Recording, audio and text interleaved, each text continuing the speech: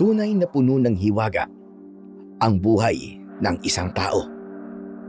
Nagiging magkakaugnay ang mga pangyayaring hindi natin inaasahan na naganap sa ating buhay. Kaya kung minsan ay sasabihin natin na sadyang mapagbiro talaga ang kapalaran dahil sinusubukan nito ang ating kakayahan at pagmamahal sa kapwa, lalong-lalo na sa ating pamilya. Isa po akong kutsero, Sir Blair. Ito ang trabahong minana ko pa sa aking tatay. Bukod ho doon, ay kasama niyang ipinamana sa akin ang pagiging isang antingero. Biyudo po ako, nakatira sa isang liblib na probinsya sa bandang Bisaya. Taong 1990 nang maganap ang kwentong ito na kung saan ay ginagamit pa ng panahong yun ang kalesa bilang transportasyon. Ako nga po pala si Damasco at kasalukuyan ay nasa dapit hapon na ng aking buhay. At ito ang istorya ng buhay ko. Ah! Lolo! Lolo Damasco! Lidsiyak na kabayo to. Naglululundag pa. Ho! Tigil! Ho! Lolo! Baka mahulog po ako sa kalesa! Kumapit ka na maigi, Apo. Ako ang bahala dito kay Silverio. Jaskin kabayo to. Ano ba nangyayari sa'yo, ha? Bakit ka ba naglululundag? Ba't nagwawala ka? Lolo! Parang may kinatatakutan po siya! Ano ka ba, Silverio? Maanong tumigil ka nga? Pumayapa ka! Ganun ha? Ayaw mo ha? Gusto mo pa yata na nakahagupit ka ng latigo? Tiyan! Tiyan! Naku, Lolo! Lalo po nagwala si Silverio Lagot! Lantik na kabayong ito. Gusto pa yata tayong ihulog dito sa kalesa. Silverio, ano ka ba? Pumayapa ka nga. Kung di ka patitigil, oras na makababa kami dito ng apo ko, ay idediretso na kita sa Katayan. Doon sa Matadero. Abay, linsiyak ka! Hala, Lolo! Kumalma bigla si Silverio Mukhang natakot nung sabihin mong dadali mo siya sa Matadero. Buti na lang, tumigil din siya. Lokong kabayo to. Gusto pa yata tayong patayin ha. Kung nahulog tayo sa kalesa, baka nagkandabali-bali na ang mga buto natin. Silverio naman kasi, ano ba nangyayari sa'yo? Kanina lang, wala kang tigil sa kalulundag. Para kang nagtitinikling. Lolo, baba na muna ako Baka mamaya maglulundag na naman tong si Silverio Ay nako, mabuti pa nga po. Halika, sabay na tayong bumaba. Dahil iba na rin ang nararamdaman ko. Yan Lo, nakababa na po tayo. Bakit po Lo? Ano po bang nararamdaman nyo? Mabigat. Mabigat ang pakiramdam ko, Apo. May kakaibang enerhiya akong nararamdaman. Lo, tignan niyo po. Ang hawak niyo pong latigo. Ito na sinasabi ko. Nagsisimulang lumiwanag na ang latigo. Katunayan na tama nga ang mabigat kong pakiramdam. May nasasagap siyang kakaibang nilalang sa lugar na ito. Halika, Apo. Magkubli muna tayo. Iba talaga nararamdaman ko Iwan na muna natin si Silverio at itong kalesa natin. Nagsimula na nung kumagat ang dilim. Galing kami nun ng apo kong si Nitoy sa bahay ni Segunda. Subalit, bago pa kami makapagtago, ay biglang humarang sa harapan namin ang nakakatakot na nilalang. Kaya napasigaw ng malakas ang apo ko. Ako naman ay napaurong sa sindak. Ungol na may kasamang pag-angil ang ginawa ng halimaw na nasa aming harapan. Humarang ito sa aming daraanan. Lolo Damasco! Ano pong nilalang yan? Nakakatakot! Para pong taong baboy mo! Kung hindi ako nagkakamali nito isang aswang yan na kung tawagin ay mutog. Siya ang uri ng aswang lakad na may anyo ng baboy at tao. Mag-ingat tayo sa kanya dahil delikado rin ang kanyang laway na may lason. Ano pong gagawin natin, Lolo Damasco? Natatakot ako. Dito ka na sa likod ko, Apo. Ako ang bahala sa lintik na aswang mutog na yan. Hindi siya sasantuin ng aking latigo. No, mag-iingat po kayo ha. Pinatago ko si Nitoy sa aking likuran. Ako ang humarap sa aswang. Hindi namin alam kung saan galing ito at bigla na lamang sumulpot sa lugar na yon na natataniman ng mga puno ng apitong. Iwinasiwas ko ang hawak kong latigo, subalit laking pagtatako na walang naging pagbabago ang aking dalang armas. Maraming aswang na rin ang nahagupit ng aking latigo. Ginagamit ko ito bilang isang antingerong manunugis. Umaapoy ang sandata kong latigo, kaya naman kinatatakutan ito ng mga aswang. Kaya lamang ng pagkakataong yun ay naging pangkaraniwang latigo lamang ito.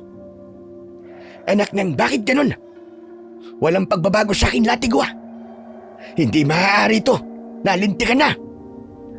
Umatungal ang aswang. Tila ba may kasamang halakak. Wari ba'y ramdam nito ang pagkabahala ko? Dahil nga walang pagbabago sa hawak kong sandata, kagaya ng aking inaasahan. Lolo Damasco, ano po ba nangyayari sa inyo? Parang natulala po kayo ah.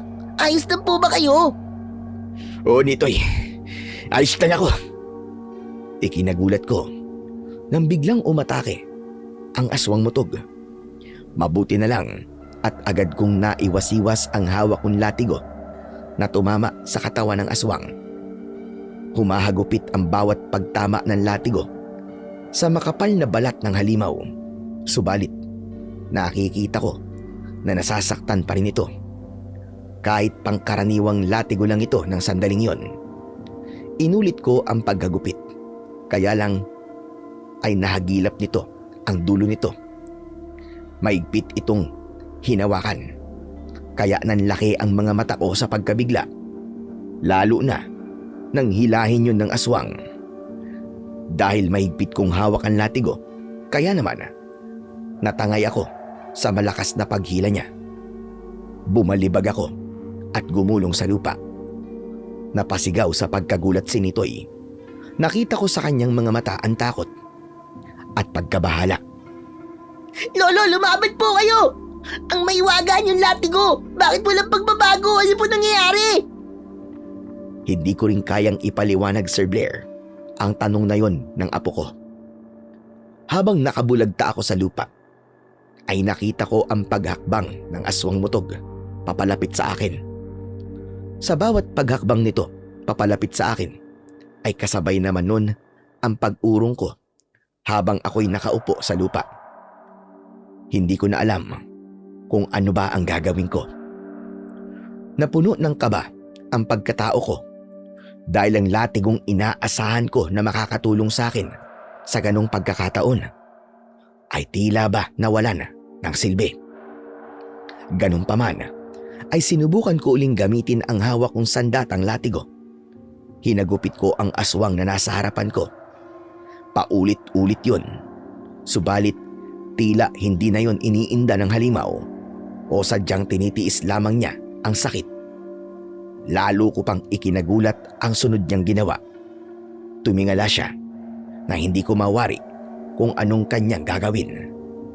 Hanggang sa naintindihan ko ang kanyang pinaplano. Nag-iipon pala ng laway ang aswang mutog. Kaya nang makaipon na siya ng laway, ay ibinuga niya yon sa akin. Napasigaw ako nang maramdaman kong tila tubig na bumuhos sa katawan ko ang laway mula sa bunganga ng aswang mutog. Malagkit at may hapde ang nararamdaman ko nang dumikit ang laway sa aking balat. Ulag yakang aswang ka! Anong ginawa mo sa Lolo Damasco ko? Narinig ko ang sigaw ng apo kong si Nitoy habang nakikipaglaban ako sa hapdi dahil sa malapot na laway ng aswang na dumikit sa aking katawan. Alam ko na may lason yun, kaya ganun na lamang ang aking pagkataranta at hindi ko malaman ang gagawin ko. Samantala, patuloy naman sa pag-atungal ang aswang na ang anyo ay pinagsamang anyo ng tao at baboy ramo. Tila ba nagpapahiwatig ng pagtatagumpay ang ingay niya sa pagkakataon na yon.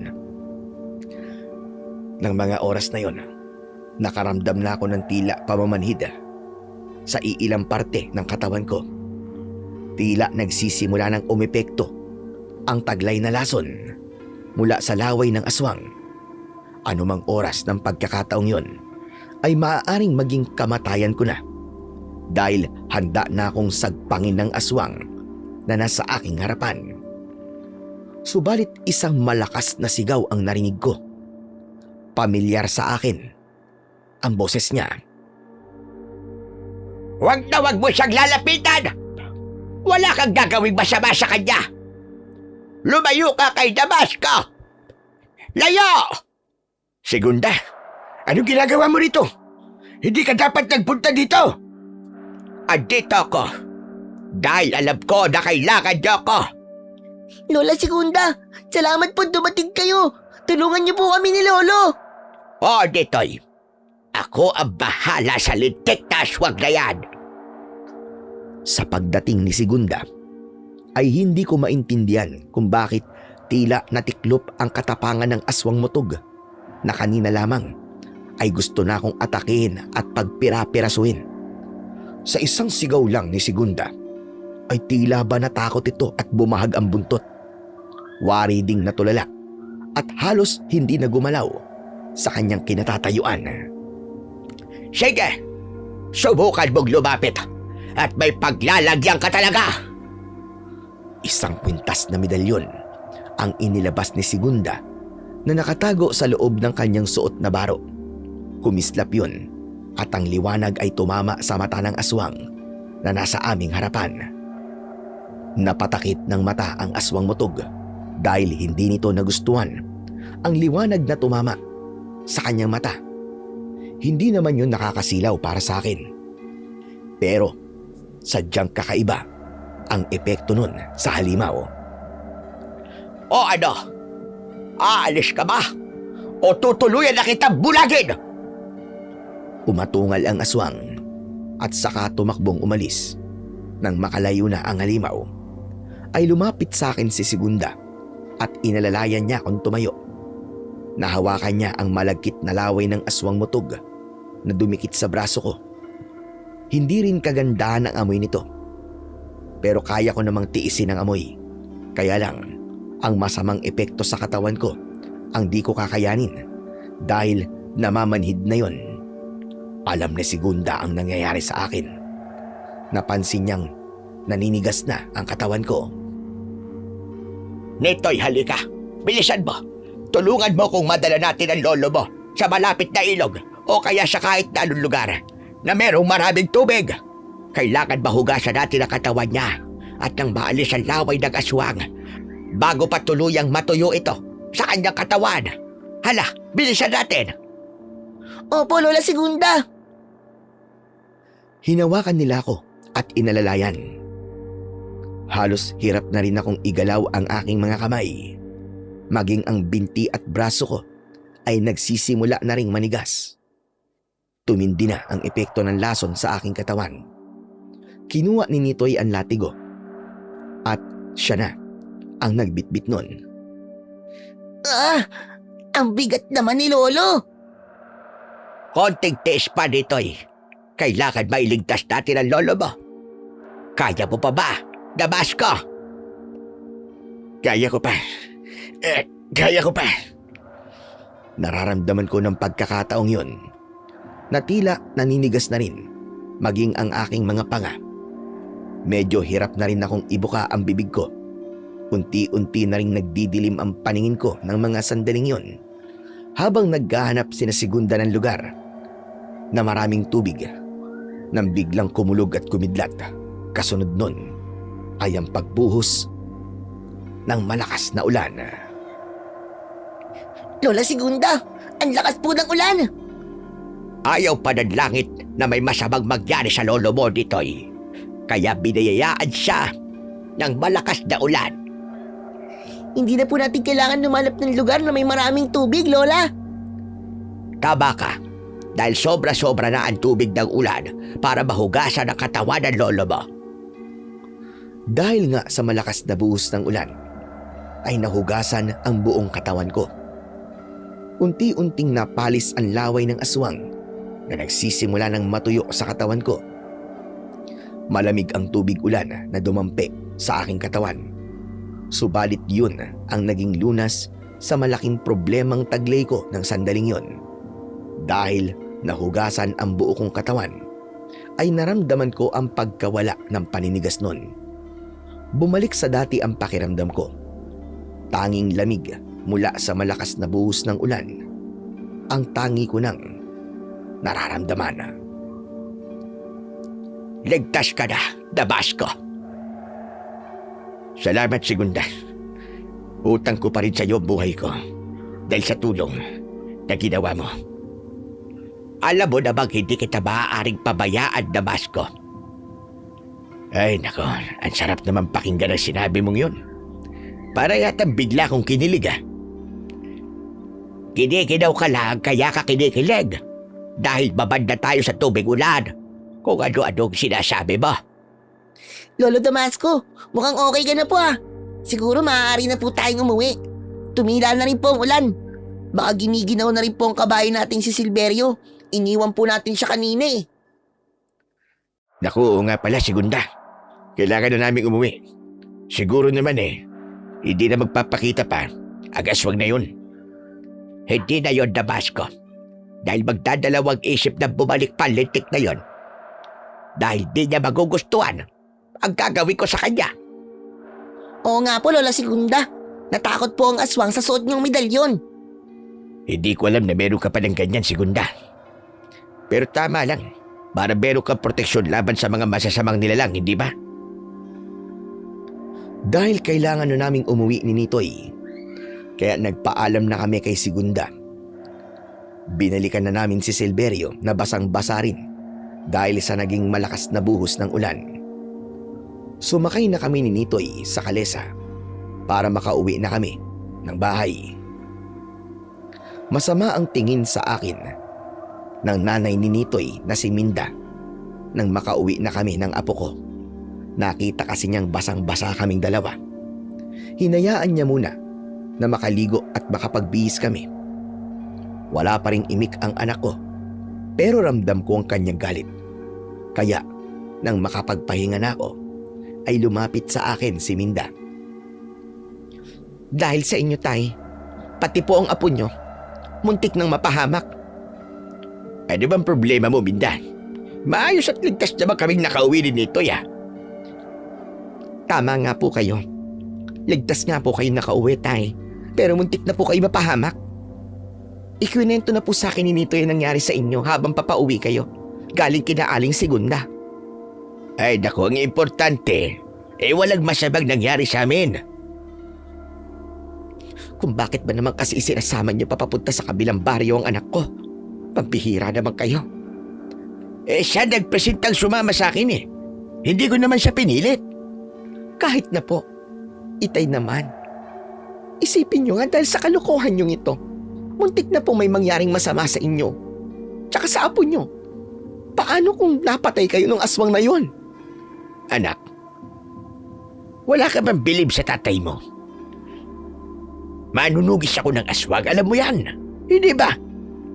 Kahit na po, Tay, hindi na po kayo kasing lakas ng dati. Abay, matanda na po kayo. Akala mo lang yun, anak. Dahil ngayon, parang bata pa ang pakiramdam ko. Sa kakalabaw lang ang tumatanda. Kaya nga nagagawa ko pang magpunta sa kabilang baryo Para ano? Para puntahan si Aling Segunda? At magpakit sa kanya, ganun ba? Anak, yun na lang ang kaligayahan ng tatay mo. Ba't naman pipigilan mo pa? Saka matagal nang wala ang inang mo. Wala ka pang asawa nang mamatay si Celestina. Kaya siguro naman maaari na akong maging basaya ulit. Lalo na pagkatapos ng mahabang panahon. ay natagpuan ko ulit si Segunda. Kaya hindi na ako papayag na magkahiwalay pa uli kami. Ay nako, ewan ko po ba sa inyo. Kung kailan kayo tumanda, saka pa kayo lumandi. Anak naman. Ano ka ba? Magdahan-dahan ka nga sa sinasabi mo. Hoy, baka nakakalimutan mo tatay mo ko. Huwag kang ganun. Eh hindi ko kasi kayo maintindihan eh. Ayaw mo lang kasi akong intindihin. Anak, makinig ka sa tatay. Nagmamahal lamang ang tatay. Ganun lang yung kasimple. Pero dahil nga sa pagpunta-punta nyo doon sa kabilang baryo, maaaring malagay sa peligro ang buhay nyo, lalo na po ngayon. Baka hindi nyo alam na may mga namamatay na taga rito sa baryo natin. Bakit? Dahil inatake ng sakit? Marami na kasi dito sa lugar natin na tamad kumilos. Ayaw magbanat ng kanilang buto at kasukasuan. Kaya madaling dapuan ng kung ano-anong sakit ang kanilang katawan. Kaya hayon, maagang natetepok. Hindi po dahil sa sakit, Tay, kundi dahil sa pag-atake ng aswang.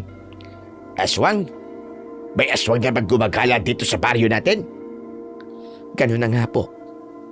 Kaya natatarantat nag-aalala na ang mga taga rito sa atin. Natatakot na tuloy silang lumabas ng bahay at baka bigla na lang po may makasalubong daw na aswang at sagpangin sila. Mabuti't sinabi mo sa akin yan, anak. Hayaan mo. Gagawan ko ng paraan yan. Habang nangangalesa ay magmamanman-man ako. Dahil tiyak kong naririyan lang din ang aswang na nambibiktima. Maaaring nakakasalamuha lamang natin sila nang hindi natin namamalayan. Hay na naman po kayo eh. Gusto nyo na namang ilagay sa panganib ang buhay nyo. Bakit ba ganyan kayo palagi? Anak, di ba sinabi ko nga manunugis ang tatay mo? Hindi naman pwede magsawalang kibo na labang ako at hayaan kung may mga pinapatay ang aswang na nagpapakalat-kalat dito at namemerwisyo dito sa ating baryo. Abay maraming mamamatay pag ako'y nagpabaya. Eh paano nga po, Tay? Kung kayo naman po mapahamak. Hindi ako pababayaan ng aking latigo. Alam mo na may taglay itong kakaibang kapangyarihan, di ba? Umaapoy ito kapag ginagamit ko laban sa mga aswang. Eh sabi nga kanina ni Nitoy, na pumalya ang latigong ipinagmamalaki nyo. Ang anak mo talaga may pagkamatabilan lang. Lahat yata nasasabi niya sa'yo. Dahil tinanong ko po siya. Nag-alala kasi ako dahil ginabi kayo. Yung pala'y may nangyari na. Pero sabi ko nga sa'yo, Minda, nalampasan pa rin namin yon. Nakaligtas kami. Nakauwi ng buhay. Sa tulong ni Segunda. Hay nako, basta. Kung ako po ang tatanungin nyo, Itay, mas mainam na yung pagiging kutsero na lamang ang paglaanan nyo ng panahon kesa kung ano-ano pa. At kung saan pa kayo pumupunta. Ay nako, para mo na rin sinabi na gusto mo akong malungkot. Anak, sabi ko nga sa'yo, pabayaan mo na ako kung saan ako magiging masaya. At kasiyahan kong makita si Segunda para makasama siya kahit sandali lang. Siyempre, yun din pagiging manunugis ko ay nagpapasaya rin sa akin na ba? Dahil nararamdaman ko ang importansya at ang silbi ko kapag nakakatulong ako bilang manunugis. Sana naman ay nagkakaintindihan na tayo, Minda. Unawain mo na labang ang tatay. Alam ko naman ang pag-aalala ng anak ko dahil minsan ay muntik na akong mamatay sa isang engkwentro ng mga aswang. Kaya yun ang laging ikinakabahala ng anak kong si Minda. Tapos naulit pa yun nang may humarang sa amin ni Nitoy na isang aswang mutog. Kaya nga hindi ko rin maipaliwanag ang mga nangyari na tila nawala na ng pakinabang ang aking latigo na maraming ulit na ring nagligtas sa akin. Ang tungkol sa kabiguang magkaroon ng apoy ang latigo para gamitin ko sa aswang mutog ay nagkaroon ng kasagutan nang mapanaginipan ko ang isang mahalagang bilin sa akin ng isang engkantado na siyang nagbigay ng kakaibang latigo. Na nariwa sa isipan ko na nawawalan nga pala ng lakas ang latigo at hindi ito umaapoy tuwing darating ang Biyernes at 13 dahil yun din ang sandali na nagiging pahinga ng engkantadong nagmamay-ari ng latigo. Kaya wala rin itong kakayahang magamit sa pakikipaglaban. Subalit lumipas na ang araw na yon. Kaya alam kong babalik na sa dati ang bisa ng aking sandata. Samantala, sa lugar ni na Segunda, ang babaeng madalas kong puntahan sa kabilang baryo ay may sarili din problema sa kanyang anak na si Antonio. Madalas, hindi rin sila magkasundo. At dahil yon, sa akin. Ano to? Naiibang na ba talaga kayo, Mama? Bakit naman, Antonio? Ano bang kaibaga ng sinasabi mo? Umalis kayo ng bahay para lang sundan ang kutserong yun.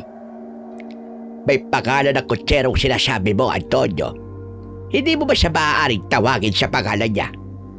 Saka, ano ba problema mo kay Damasco? Mama, alam ko kung bakit lagi siyang pumupunta dito sa atin. Bisita ko siya. Dinadalaw niya ako. Yun lang yun. At ayos lang sa inyo. Bakit may masama ba doon, ha, Antonio? Matagal nang wala ang papa mo. Patay na siya at baka nga naaagnas na buong katawan niya at mga buto na lang ang natira. Sabihin mo nga, Mama, may pagkakaunawaan na ba kayo ng kutserong yun? Si Mang Damasco. Bakit gusto mo malaman? Karapatan ko yun, Mama. Anak niyo ako eh. Ay nako, tama, anak nga kita. Pero hindi mo naman ako kayang maintindihan. Dahil hindi ko alam kung bakit kailangan makipagbabutihan pa kayo sa kanya. Kailangan ko pa bang ipaliwanag yun sa'yo, ha anak? May edad na kayo, Ma. Pero bakit kailangan maghanap pa kayo? Talagang hindi mo nga ako naiintindihan. Di ba pwedeng pabayaan mo na lamang ako? Para ano? Para mapahama kayo? Hindi ako mapapahabak, anak. Dahil walang masamang gagawin sa akin si Damasco. Hindi ako naniniwala. Sa tingin ko nga, oportunista ang kutserong yun. Palibasa, tumanda na isang kawawang kutsero. Kaya naghahanap ng paraan para makaranas ng kahit konting ginawa. Hindi ganyan si Damasco, Antonio. Hindi siya oportunista at wala siyang pakialam sa kung anong yaman ang meron ako. Ma, hindi mo alam ang totoong laman ng utak ng kutserong yun. Nakikita niyang meron tayong mga tinatangkilik. Kahit paano, nakaluluwag tayo sa buhay. Yun ang gusto niyang maranasan. Baka nga interesado siya sa yaman natin para mabigyan din ang kanyang anak na tiyak na naghihirap din. Pwede ba, Antonio, tama na? Tumigil ka na. Abay, sumusobra ka na. Hindi na maganda lumalabas na sa bunganga mo. Sinasabi ko lang kung ano nararamdaman at posibleng binabalak niya. Hindi naman ako nagkulang sa pagtuturo sa iyo ng tamang asal habang lumalaki ka, Antonio. Pero hindi ko alam na ganyan pala kaliit at kasama ang tingin mo sa ibang tao. Lalong-lalo na kay Damasco. Dahil hindi ako papayag sa ugnayang meron kayo, Ma. O sige, hubad lang ka. Hindi ko naman mababago kung yun talaga gusto mo. Pero sinasabi ko rin sa iyo, hindi mo ko maaaring pagunahan at diktahan sa gusto ko. Matanda na ako, pero ayaw mo kong hayaan sa kung anong nakapagpapasaya sa akin. Dahil isa yung kahibangan, Ma. Kaibangan bang magmahal? Ikaw man, nagmahal ka rin. Pero hindi kita pinakailaman kung sino man ang babaeng pinili mo. Kaya sana pabayaan mo na lang ako dahil si Damasco ang siyang makapagpapasaya sa akin. Talagang nababaliw na kayo, Ma. Ano bang gayumang ginamit niya para mauto niya kayo ng ganyan? Walang gayuma, Antonio. Wala. Kundi ang totoo niyang pagmamahal para sa akin. Kalokohan. Hindi ako naniniwala. Ginayuma kayo ng kutserong hampas lupa na yun. Bakit ba hindi mo siya bigyan ng pagkakataong makilala, Antonio? Para malaman mo kung gaano siya kabuting tao. Hindi na kailangan, Ma. Dahil kilala ko na siya. Isa siyang mahirap na kutsero na kung hindi mamamasada gamit ang kanyang kalesa at payatot na kabayo ay hindi kikita ng barya-barya.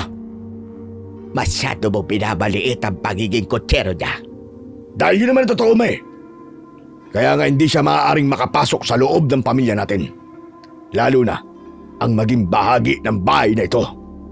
Walang puwang ang katulad niya para maging bahagi ng buhay natin.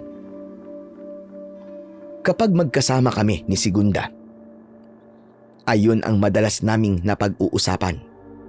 Oo nga't nagkakaintindihan ang mga puso naming dalawa. Pero hindi yun sapat, lalo na't malaki ang pagtutol ng anak ni Segunda na si Antonio sa aming relasyon. Nung kabataan pa namin ay kami ni Segunda ang magkasintahan. Yun nga lang, walang nangyari sa aming pagmamahalan dahil nagkahiwalay kami. Ipinagkasundo siya kay Gustavo na anak ng isang mayamang hasyendero para maging asawa. Kaya ano ba namang laban ko doon? Isang hamak na kutsero lang ako. Nakatulad ng aking ama. Hindi ko kayang ipaglaban si Segunda dahil yaman ang siyang basihan at wala ako nun. Isa pa, may pagkakautang ang magulang ni Segunda sa mga magulang ni Gustavo, kaya wala siyang nagawa kundi sundin ang plano at itinakdang kasal. Pagkalipas niya ng mahabang panahon na pagkawala ni na Segunda sa baryo, ay nagbalik siya roon kasama ang anak na si Antonio. Balo na siya noon at wala na rin ang mga magulang. Samantalang ako naman ay wala na ring asawa. Hindi namin akalain na magkikita kaming muli at kahit may edad na kami sa pagkikitang yon, ay naroon pa rin ang pagmamahal na nararamdaman namin para sa isa't isa na para bang hindi kinupas ng panahon. Kaya sinunod namin ang aming nararamdaman. Muling nangangarap na magkaroon yun ng katuparan sa ikalawang pagkakataon. Kaya nga lang, nagkaroon muli ng hadlang. Yun ay walang iba kundi ang anak niyang si Antonio na malaki ang tutol sa akin para kay Segunda. Subalit ramdam ko na may malalim na dahilan ang kanyang pagtutol. Boss, nagtalo na naman ba kayo ng mama mo? Masyadong matigas ang ulo ni mama. Nagtataka nga ako kung ano ba nakita ni Senyora Segunda doon sa kotserang yun. Dati sila magkasintahan bago pa naging asawa ni mama si papa. Pero matagal ng panahon yun ah. Hanggang ngayon ba? May gigil pa rin silang nararamdaman sa isa't isa? Ewan ko. Pero alam kong may ibang motibo ang kutsero na yon. At yun ang di ko mapapayagan. At isa pa, hindi natin siya kauri, kundi matinding kalaban. Anong ibig niyo sabihin, boss? Nabigo ang aking inutusang tauhan para paslangin na kutsero. Ho? Ang aswang mutog na yun? Inutusan niyo? Oo, Ampong. Nabigo siyang pagluray-lurayin si Mang Damasco. At dahil din yung kay mama. Ano ka mo? Humadlang ang mama mo? Nakialam siya? Yun nga ang kinakagalit ko eh. Kung di umarang si mama, ay patay na sana ang kutserong yun. Wala na sana akong problema ngayon. Yan ang malaking yung problema, boss. Hindi mo basta mapapatay ang kutsero dahil sa'yo, mama. Pero alam kong may iba pang paraan. Makakaisip pa ako ng ibang paraan at hindi ako titigil hanggat hindi ko nagagawa ang aking plano. Kaya ikaw naman, Ompong. Boss, may papagawa ba kayo sa akin? Oo. Kailangan naman kitang mapakinabangan para magkaroon ka ng silbi kahit papano. Boss naman, ang sakit mo naman magsalita. Para bang wala akong ginagawa. May silbi naman ako kahit konti, no? Makinig ka na lang sa mga sasabihin ko, Ompong. Dahil ayokong papalpak ka, katulad ng aswang mutog na inutusan ko. Nagkakaintindihan ba tayong dalawa? Sa kabila ng anumang hadlang sa pagmamahalan namin ni Segunda, ay walang maaaring pumigil sa aming mga nararamdaman. Kaya kung magiging mahirap man sa amin, napuntahan at dalawin ko si Segunda sa kanilang bahay, ay lagi naman kaming nakagagawa ng paraan upang magkita. Umalis ba ang lolo mo, Nitoy? Opo, Nay. Ang sabi po niya, ipapasada daw siya. Kaya yun, sakay ng kalesa, umalis. Ay nako, hindi ako naniniwala. Nagsisinungaling po si Lolo, Nay. Anak, parang bago ka naman ng bago dyan sa lolo mo. Tsak na makikipagkita na naman yon kay Aling Segunda. Yun lang yun. Ibang klase. Ang chickboy talaga ng lolo ko. At ano naman ang ikinatutuwa mo? Kasi po, Nay, nakakatuwa po silang tignan eh. Nakakakilig nga po silang dalawa eh. Ano naman ang nakakakilig sa kanila? Baka nakakadiri ka mo. Grabe ka naman, Nay. Sobra naman po kayo magsalita. Kasi nga, hindi na nila dapat ginagawa ang ganyang bagay. Pero sabi po ni Lolo ay sinusunod lang po niya yung nararamdaman niya.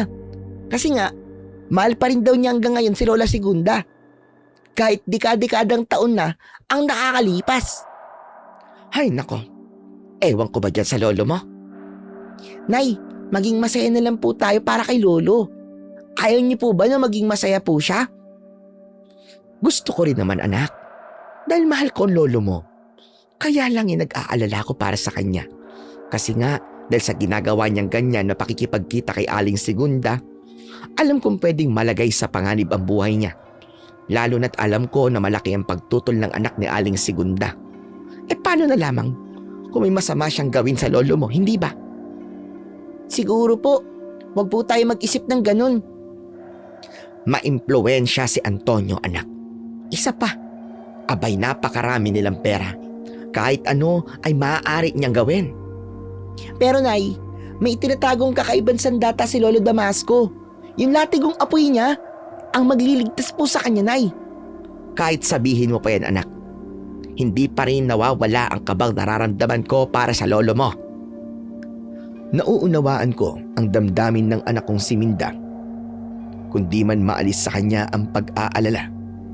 Pero kahit ano, ay kaya kong suungin. Kahit anong hadlang, ay kaya kong harapin.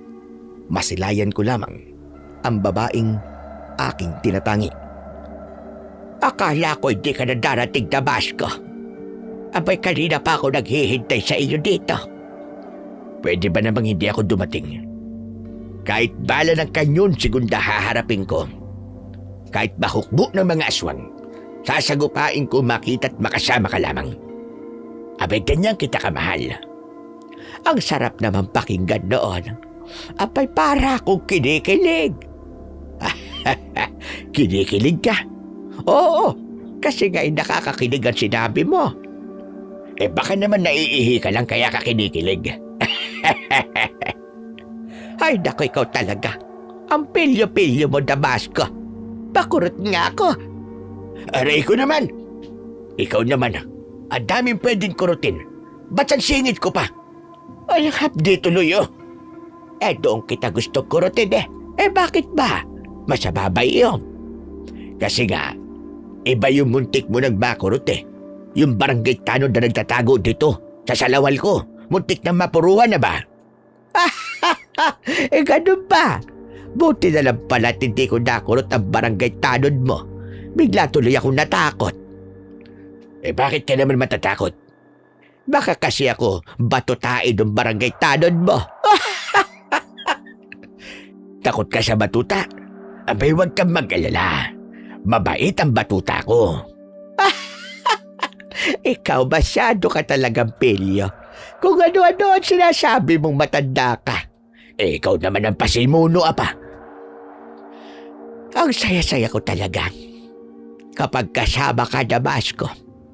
Ako din naman, Segunda. Kung maaari nga lang na pahintuin kong oras kapag magkasama tayo, ay gagawin ko. Ganon din ako, Damasco. Kung pwedeng itali ko mga braso ko sa braso mo, ay gagawin ko para hindi na tayo magkahiwalay pa. Hindi pa rin nagbabago ang pagmamahal ko sa iyo, Segunda. Ganon din ako, Damasco. Hanggang ngayon, ikaw pa rin ang nagpapakilig sa akin.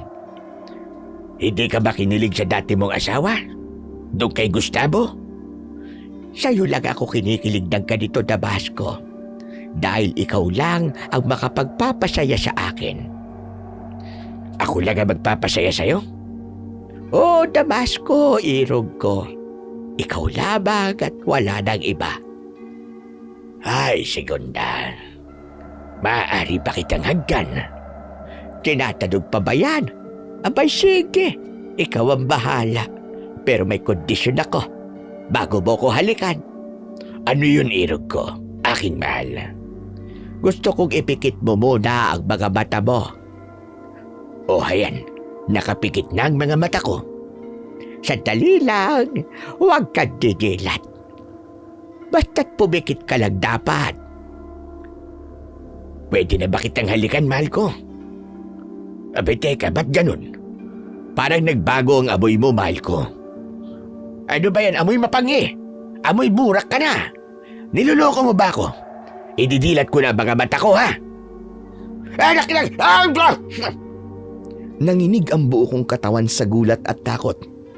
Dahil sa nilalang na nasa harapan ko, wala roon si Segunda, kundi isang halimaw na aswang. Isang uri ng aswang ang luminlang sa akin. Ano, Damasco? Gawin mo na gusto mo. Hagkan mo na ako. Halikan mo ako kung gusto mo. Sige na. Walang hiya ka. Sino kang pangit na aswang ka? Ako si Segunda ang irog mo. Ang mahal mo, di ba? Nasaan si Suser? Nasaan si Segunda?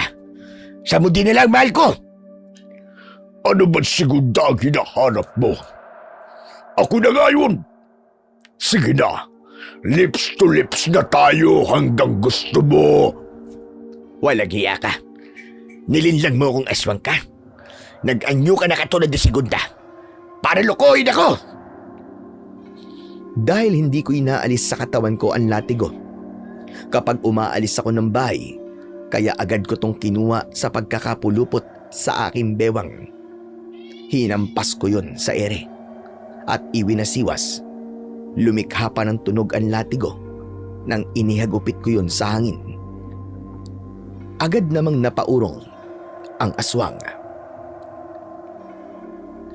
Gusto mo lips to lips, ha? O sige, dito ka makipagalikan sa latigo ko. Hiyak! Hiyak! Akala mo yata natatakot ako sa latigo mong yan. Hindi! Hindi pala. Heto pa! Hiyak! Wala! Palaging lagpas. Hindi mo ko tinatamaan. Gusto mo talaga maramdaman ang lupit ng aking latigo, ha? Sige, maghintay ka. Plagelum. Arde! Hey! Ka! Sinambit ko ang katagang itinuro sa akin ng engkantado na nagbigay ng latigo. Isang salitang Latin na ang ibig sabihin ay latigo, umapoy ka. Kaya agad umapoy ang hawak kong latigo. Subalit hindi ako napapasok nito. Iwinasiwas ko yun sa ere, papunta sa aswang balbal na nanggaya ng anyo ng mahal kong si Segunda. Ngayon, lumapit ka, aswang balbal. Malaking panlulokong ginawa mo sa akin, hayop ka. Pati itsura ni Segunda, kinopya mo para lamang ako'y linlangin. Paulit-ulit kong winasiwas sa ere ang latigong apoy at nakita kong hindi magkandatuto ang aswang para iwasan ang latigo. Tinamaan siya ng dulo nito at pumalahaw. Subalit nang masaktan ay nagmamadaling tumakbo papalayo. Nang mawala na ang aswang balbal ay nakarinig ako ng boses. Boses yon ni Segunda na humahangos. Damasco! Bakit? Ano nangyari? Huwag ka lalapit. Sige, subukan mo lumapit. At hahagupin talaga kita nitong aking latigo. Subukan mo! Huwag Damasco. Ako ito si Segunda. Hindi mo ba ako nakikilala? Sigurado ka? Ikaw si Segunda? Hindi ikaw ang aswang na balbal? Aswang na balbal? Sabi ko na nga ba? May nangyaring hindi maganda. Nag-atrasado lang ako ng dating dahil may naganap na kalokohan. May aswang na nagkunwaring ako.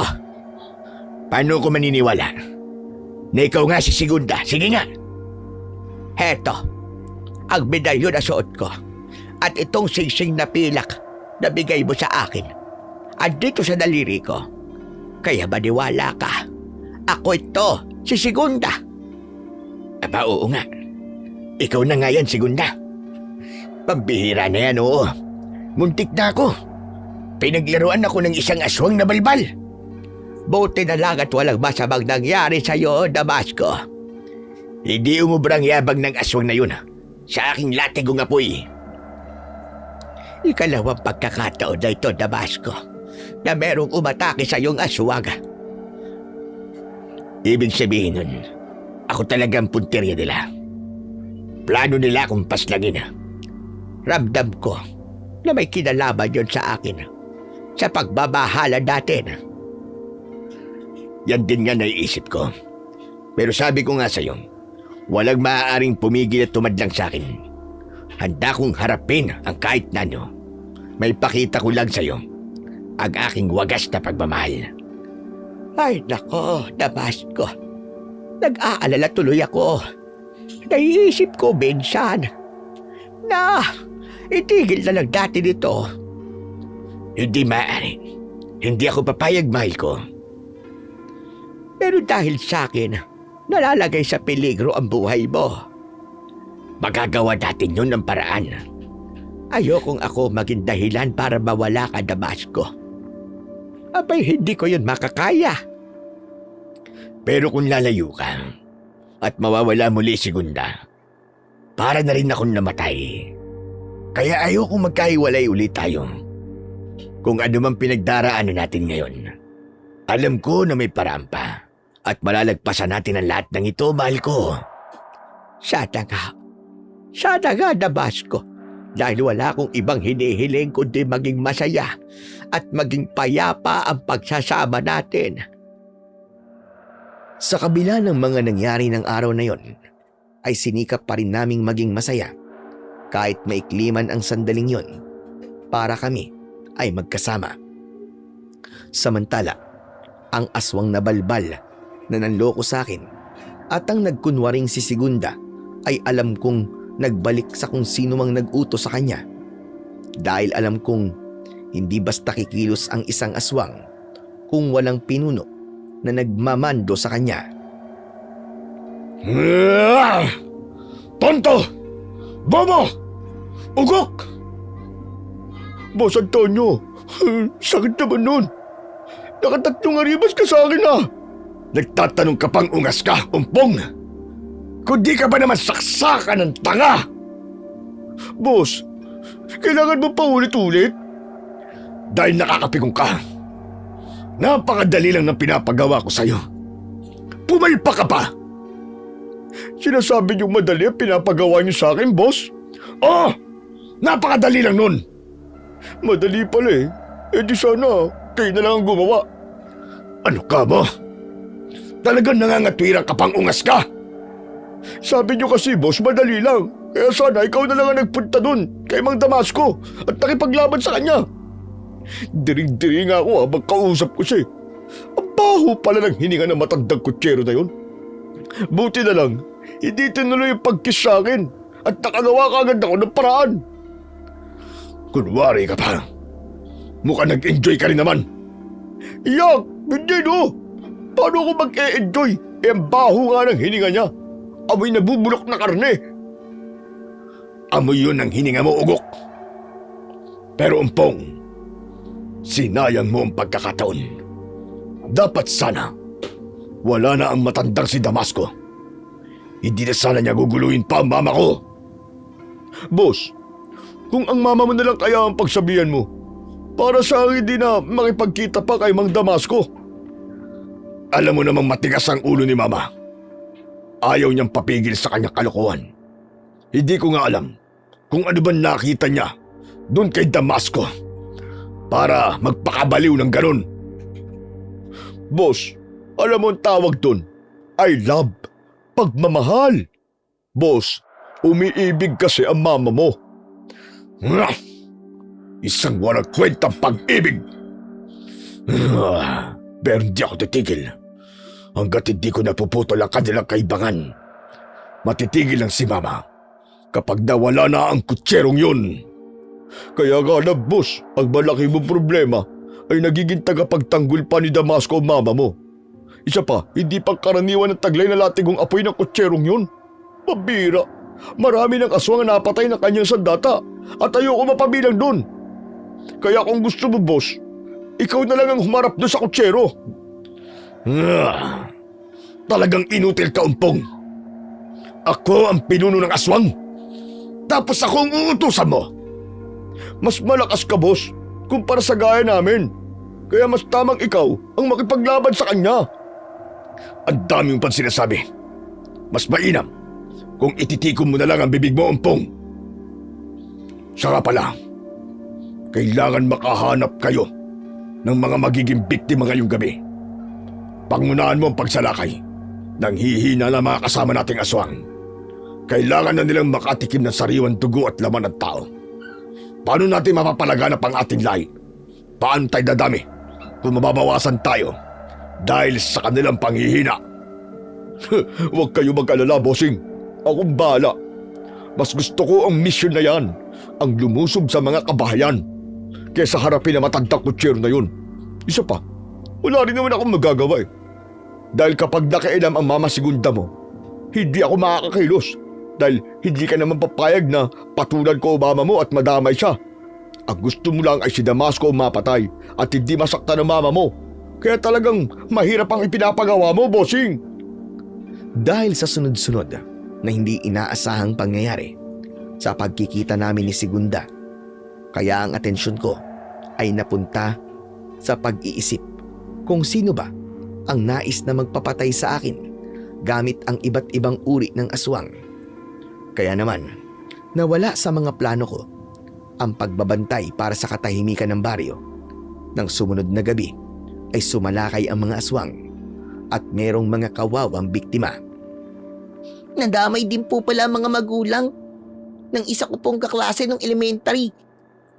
Pinasok po ng aswang ang bahay nila, Lolo Damasco, at napatay po ang tatay at nanay niya. Kawawaan naman po. Nalulungkot akong malaman na ang balitang yan, Apo. Mukhang hindi talaga titigil ang mga aswang na yun sa pananalanta dito po sa lugar natin, Lo. Kung magpapatuloy sila sa pag-asik ng lagim, marami pong mamamatay dito, tiyak. Huwag ka mag-alala, Apo. Gagawan ko yan ng paraan. Harapin niyo po mga aswang, Lo. Yun naman talagang dapat kong gawin. Dahil sayang ang pagiging manunugis ko kung tatahimik lang ako at walang gagawin. Lo, tutulungan ko po kayo. Pero dapat, mabigyan niyo rin po ako ng agimat. Alam kong may tinatago po kayo kasama ng inyong latigong umaapoy kapag lumalaban po kayo sa mga aswang. Kahit meron pa ako, Apo, hindi pa panahon para ibigay ko yun sa'yo. Lo, malaki na po ako. Wala ka pa sa tabang gulang. Abay, 14 anyos ka pa lang ha. Kailangan tumuntong ka muna sa edad na 20 bago ko pa malayang maipapasa sa'yo ang taglay kong agimat kasama ang latigong umaapoy. Grabe, tagal naman po nun, Lo. Pero di tayo maaaring magmadali dito eh. Dahil kung hindi ko yun susundin ay maaaring ikapahamak mo. At ayoko namang mangyari yun para sisihin ako ng nanay mo. Ay, naku. Sige na nga po. Pero Lo, kapag makikipaglaban kayo sa mga aswang, gusto ko samahan kayo ha. Para mapanood ko po kayo at makita ko kung paano po kayo makipaglaban. Yung po gagayahin ko, Lo. Kaya lamang, Apo, magiging mahirap kung kasama ka. Dahil maaari kang gamitin ng aswang laban sa akin. Mag-iingat naman po ako eh. May iba't ibang paraan ng kampo ng dilim. Minsan ay mahirap mahulaan. Posibleng gamitin nila ang mga taong malapit sa akin para linlangin ako at makuha ang aking kainaan. Katulad na lamang ng ginawa nila kailan lang nang makipagkita ako kay Segunda. Yung sinabi niyo po sa akin na nagkunwaring si Lola Segunda ang aswang na nakaharap po ninyo, yun po ba? Oo, tama ka.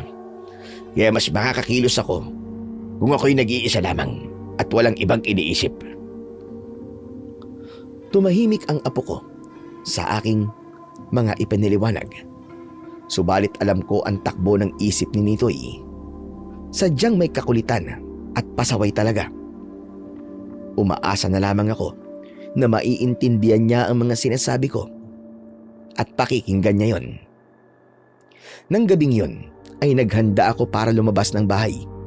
Hindi ako papayag na muli pa'y magasik ng lagim ang mga aswang at may mga taga-baryong mapahamak. Tiniyak kong tulog na ang mag-inang Minda at Nitoy. Nang lumabas ako ng bahay, ay pinuntahan ko ang alaga kong kabayo sa kanyang kwadra. Sasakyan ko siya para mag-ikot kami sa baryo at protektahan ang mga kalugar ko.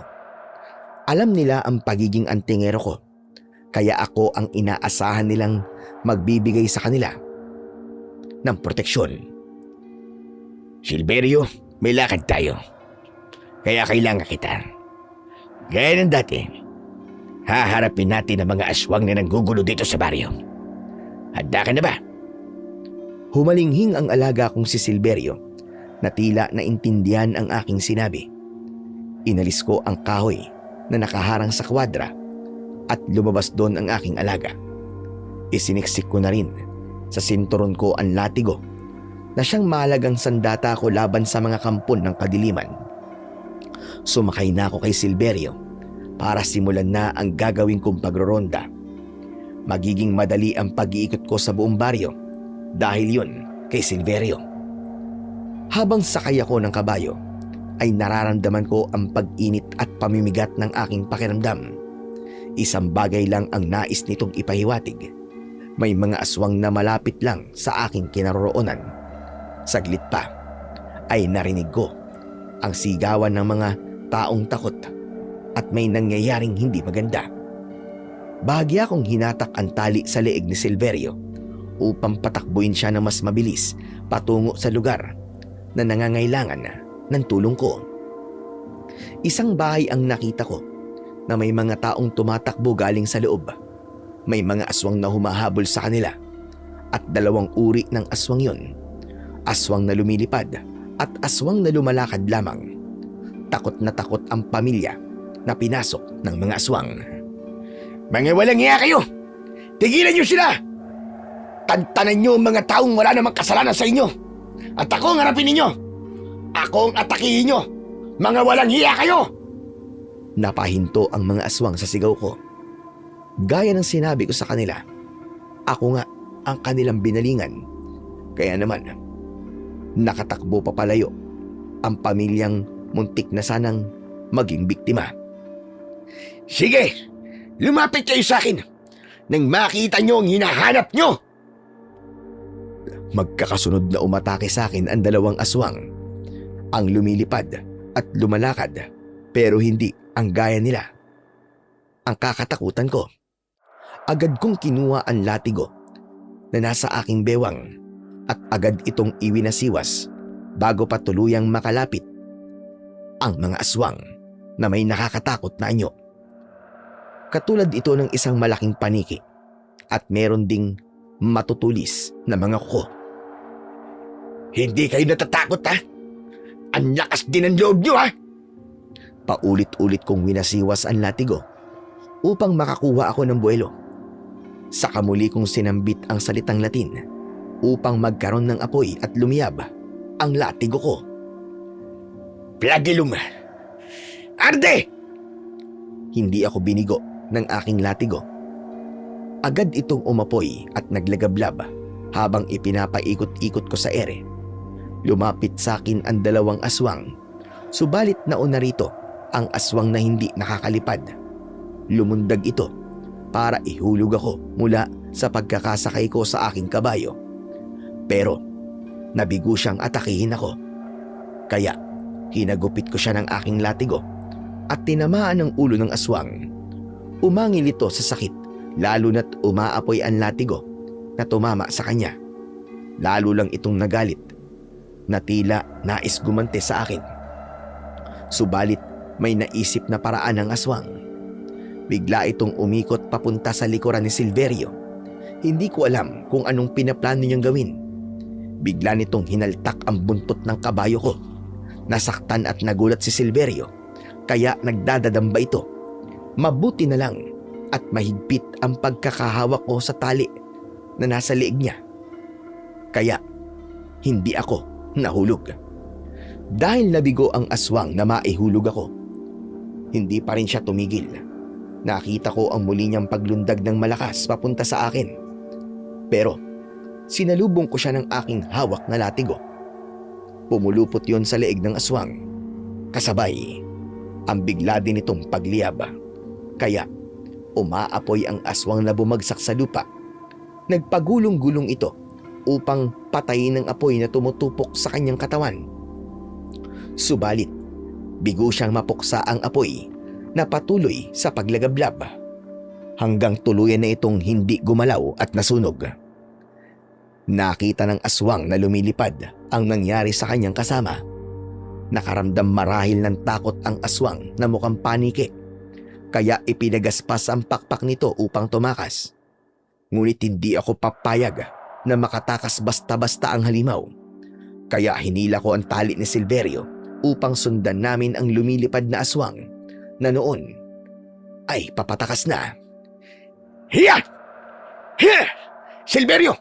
Sundan natin ang aswang na yun! Bilisan mo! Mabilis na tumakbo si Silverio para sundan ang aswang habang pinapaikot-ikot ko sa ere ang hawak kong latigo. Hindi makalipad ng mataas ang aswang.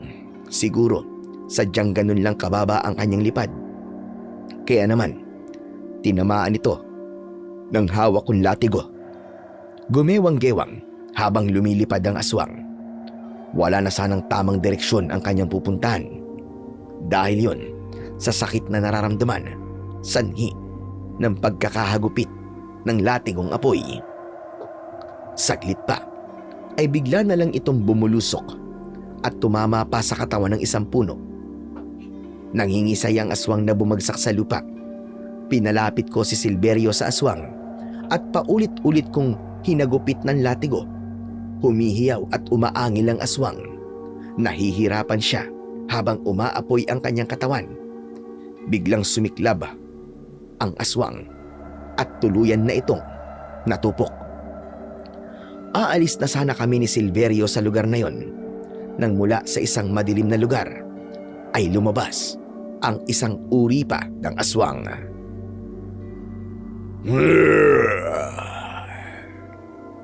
Hindi pa tayo tapos. May araw ka rin. Pagbabayaran mo ang ginawa mo sa aking mga kalahi. Magtutuos pa tayo! Nagulat ako sa biglang pagsulpot ng aswang na yon. May iba pa palang kasama ang aswang na aking napaslang. Subalit sa halip na sumugod at umatake ang natitirang aswang na sumulpot bigla mula sa dilim, ay nagbanta lamang ito at umalis din. Hindi ko alam kung naduduwag ba ito kung ano o sadya lang nag-aalala dahil nag-uumpisa ng magbukang liwayway. Mabilis itong tumalilis, kaya ang ginawa ko ay pinatakbo ko si Silverio para sundan ito. Hiya! Silverio, sige pa! Bilisan mo! Sundan natin ang papatakas na aswang! Hindi siya maaaring makatakas! Mabilis ang aswang at patago-tago pa sa mga makakapal na halaman. Subalit nakasunod lamang sa kanya si Silverio. Yun ang isa sa kakaibang katangian ng kabayo ko na ipinasa ng engkantadong kaibigan ko. May kakayahan si Silverio na makita ang tamang daanan kahit pa nasa dilim. Hiya! Malapit na natin siyang abutan! Sige pa! Hiya! Hiya! Bilisan mo pa! Habang patuloy kami sa pagsunod sa aswang, ay naging pamilyar sa akin ang lugar na tinatahak namin. Aba, papunta to sa kabilang baryo Sa lugar nila Segunda. Taga rito sa kabilang baryo ang mga aswang. na umatake sa akin. Lalong hindi na namin tinantanan ang pagsunod sa aswang. Kaya ganun na lamang ang gulat at pagtataka nang bigla itong nawala ng malapit na sa lugar ni na Segunda. Nakapagtago ito sa matatayog na puno na may makakapal na damo. Anak sa teteng, nawala ang aswang na sinusundan namin sa lugar na malapit sa bahay ni na Segunda. Anong ibig sabihin nun? Sa lugar na ito naninirahan ang aswang na yun? Mag-uumaga na nun at alam kong hindi na magpapakita pa ang aswang. Kaya inutusan ko na lamang si Silverio para bumalik na kami ng bahay. Gising na ang anak kong si Minda nang makauwi kami ng alaga ko. Magdamag kayong wala, Itay. Saan ba kayo galing? Ginawa ko lang ang tungkulin ko, Minda. Ano ho? Nanugis na naman kayo ng aswang? Oo. At dalawa napatay ko. Nasunog ko sila na parang inihaw dahil sa aking latigong umaapoy. Ay Diyos ko, mabuti naman po at ligtas kayo. Nagiging maingat naman ako eh. Kailangan ko kasing gawin ang trabaho ko bilang manunugis. Hindi ko kailangan baliwalain ang tungkulin ko, Minda. Dahil posibleng mawalan din ang kapangyarihan ng latigo kung hindi ko ito gagamitin. Abay sayang naman. Wala akong maipapamana sa aking apo. Itay, hindi niyo po gagawin yon. Hindi niyo ipapasa sa anak ko ang pagiging manunugis ng aswang. Pero yan ang gusto ng anak mo, Minda. Pero ayoko. Ayaw mo bang ipagpatuloy niyang pagiging manunugis ko at maging bayani at magsilbi sa mga kababayan natin? Marami siyang matutulungan pa nagkataon. Itay, hindi lang ang pagiging manunugis ang pwedeng gawin para makatulong sa kapwa-tao. Anak, hindi mo mapipigilan ang gusto ng anak mo. Itay, ako ang masusunod.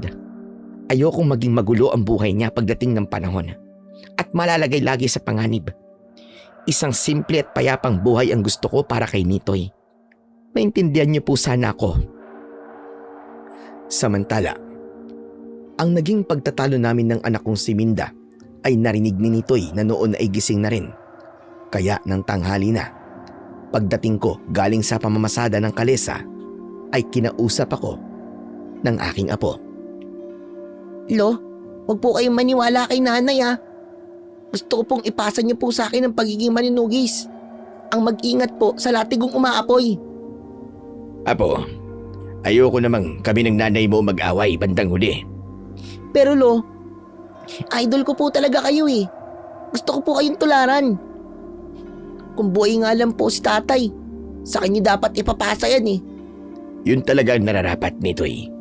Kaya lamang, maagang nawala ang tatay mo dahil sa malubhang sakit.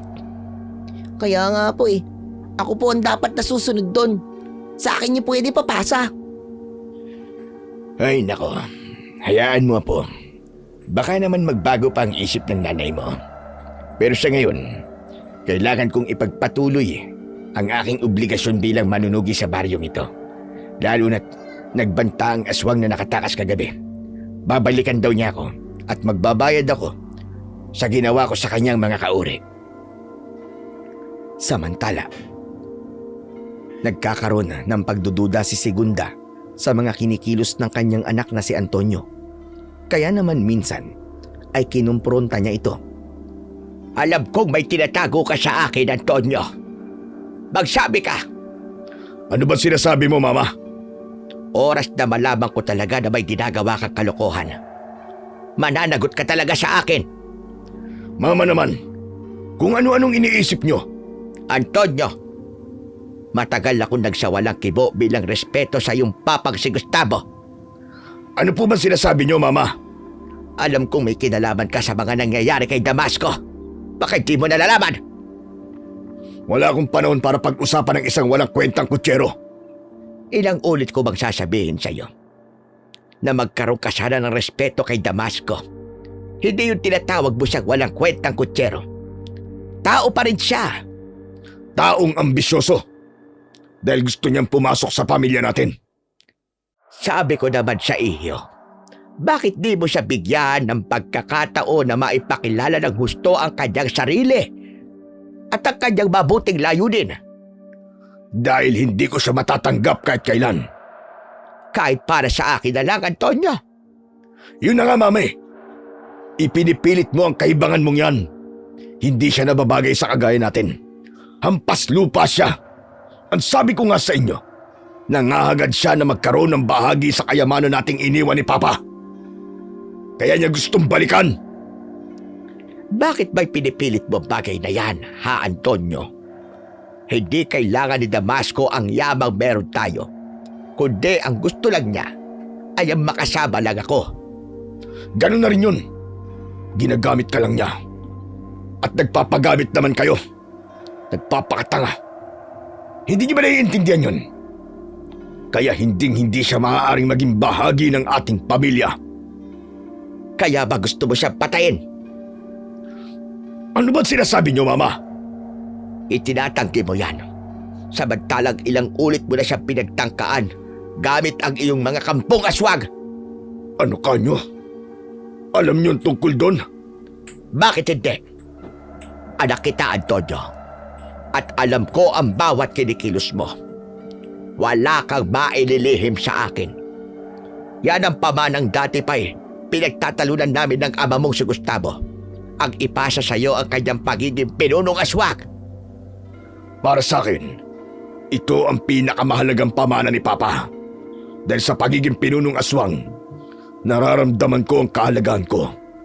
Nagkaroon ako ng kapangyarihan at sinusunod ako. Kaya nga, napakalaki ng naging pagbabago mo, Antonio. Mula nang mamatay ang papa mo at naipasa sa iyo ang pagiging aswang, naging matigas na ang ulo mo. Hindi mo na ako pinakikinggan. Kaya nga, iniwan ka rin ng babaeng minahal mo dahil sa iyong pagiging aswang. Mas pinili mo yan kesa sa kanya. Dahil di niya ako kayang maunawaan. At mas masaya ako sa kung ano man ako ngayon. Kahit kailan, yan ang hindi ko makakayang tanggapin. Ang maipasa sa akin, ang pagiging aswang. Matagal kaming nagsama ng papa mo. Pero hindi niya ako napilit. Kaya laking pasasalamat ko sa pamanang medalyon sa akin ng lolo ko. Dahil dito, hindi niya nagawang ipasa sa akin ang pagiging aswang at nabuhay ako gaya ng pagkaraniwang tao. Pero matagal kang nakisama sa kanya, Mama. Dahil yun sa iyo, Antonio.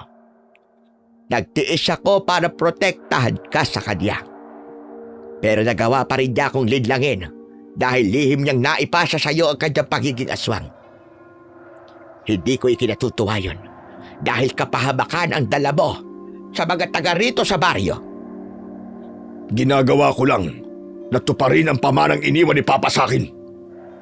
Ang palaganapin ang lahing aswang para mas maging malakas ako at maging makapangyarihan palalo. Kapag dumami na mga katulad namin, maaari ko nang pasukin ng iba pang mundo. Anong mundo? Sabihin mo, anong mundo? Ang mundo ng politika. At ako ang kauna-unahang lahing aswang na magiging mayor sa bayang ito. Katatakutan at susundin ng mga tao. Magiging tila Panginoon ako sa kanila. Napakataas ng ambisyon mo, Antonio. Nakakalula at nakakatakot. Handa kong gawin ang lahat para matupad yun, Mama. Dahil yun ang pangarap nun ni Papa na hindi nagkaroon ng katuparan. At gusto kong ako ang siyang tumupad nun ngayon. Bahala ka sa kung ano man ang gusto mo. Hindi ka naman mapipigilan. Kung anong gusto mo, tsak namang ipagpipilitan mo. Pero isang bagay lang ang sinasabi ko sa iyo. Wag mong papakailaman si Damasco. Yun ang tanging bagay na nais mangyari ni Segunda. Ang tiyakin niya ang para sa kaligtasan ko. Bagay na hindi kayang ipangako ni Antonio, lalo na't may galit siya sa akin at matindi ang kanyang pagtutol sa pagkakaroon namin ng unawaan ni Segunda. Kaya lingid sa kanyang ina ay hindi tumitigil si Antonio sa mga pagpaplano para mawala ako sa landas nila. Lalo na't ramdam niya na ako ang magiging malaking hadlang para sa kanyang mga plano. Dahil bilang isang manunugis ay handa kong gawin ang lahat para tapusin ang kahit na sinong aswang na magdadala ng kasamaan sa baryo. Lalong-lalo na ang pinuno nito. Ngayon, boss, alam mo na siguro ang pakiramdam ng mabigo, ano? Tumigil ka, Umpong. Huwag mo akong kausapin. Nagagalit kayo dahil wala rin kayong nagawa para harapin si Damasco. Yung huling aswang na inutusan mo, sablay na naman. Dahil sa latigong umaapoy, yun ang sumisira sa aking mga plano. Eh kung gumamit ka uli kaya ng aswang na balbal, yung magkukunwari na mama mo para makuha sa kanya latigo, ugok ka ba? Hindi na uubra yun dahil nagamit na yun. Tsak na magtataka yun. Kaya hindi na pwede ang iniisip mo. Dapat, boss, matapos na ang mission mong paslangin si Damasco dahil iba ang nararamdaman ko dito eh. Bakit? Anong nararamdaman mo, Umpong? Ano man sandali ay magiging papa mo na ang hampas lupang kotsero na yun. Payag ka ba nun? Tatawagin mo siyang papa? Ugok! Hindi mangyayari yun. Aray ko naman, bossing. Kung makabato ka naman, wagas. Buntik na mataktak ang utak ko, ah. Ayoko ng biro mo. Hindi nakakatuwa. Sakay ito tandaan mo, Umpong. Hinding-hindi mangyayari yun. Patayin na muna nila ako bago ko payagang mangyari yun. Eh, boss, magdahan-dahan ka rin naman sa sinasabi mo. Mamaya, abay, magkatotoo yan ang mamatay ka. Tulungan mo na nga lang ako mag-isip ng mga dapat gawin para matapos ng problema sa kutserong yon. Hindi yung kung ano-ano sinasabi mo dyan. Minsan, araw yun ng pagdalaw ko sa bahay ni Segunda. Kaya inutusan ko si Nitoy na pakainin niya muna si Silverio dahil ikakabit ko ito sa kalesa. Kaya lamang, humahangos na bumalik ng bahay ang aking apo. Naku, Lolo Damasco, may masama pang balita. Ano ka mo? Anong masamang balita? Si Silverio po, nawawala po siya. Ano? Totoo ba yung sinasabi mo, Nitoy? Lolo naman ba't naman ako magbibiro?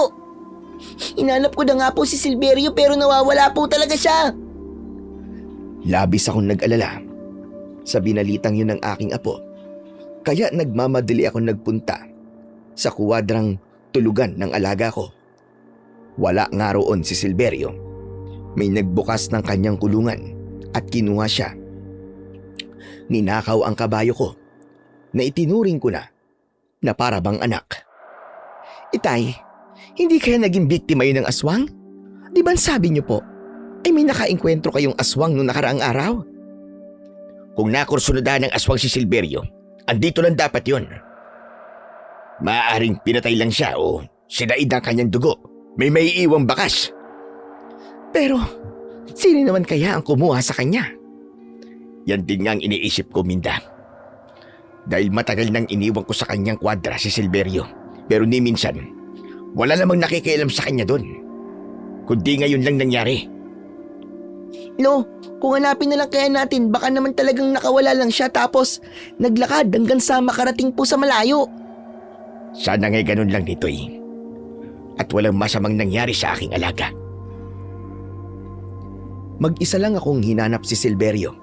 Habang naglalakad ako sa paghanap sa aking kabayo, ay may nakapagsabi sa akin na nakita niya ito sa kabilang baryo. Kaya agad akong nagtungo doon.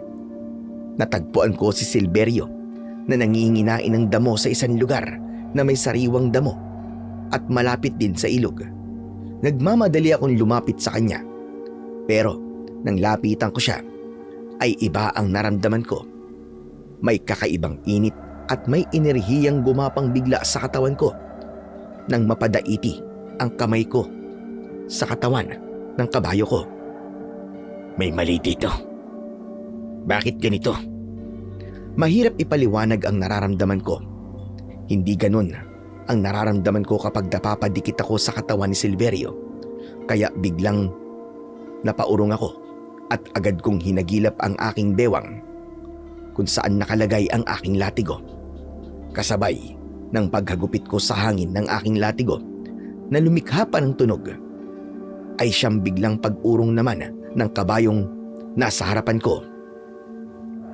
Hayop ka. Alam kong hindi ikaw si Silverio. Hindi ikaw ang kabayo ko, nararamdaman ko yun. Ginaya mo lamang ang kanyang itsura. Bago ko pahatawin ng latigo ang kabayong pinagdududahan ko, ay biglang nagbago ang anyo nito. Ang kabayong kaharap ko ay naging isang aswang balbal. May mukha pa rin ito na gaya ng kabayo, pero nagbago ang katawan dahil nagkaroon ng matutulis na kuko. Umasta itong aatakihin ako. Subalit naging mabilis ang paghagupit ko rito gamit ang latigo. Hindi pa nag-aapoy ang latigo, pero nakita ko ang takot sa muka ng kabayo nang ihagupit ko ito sa kanya.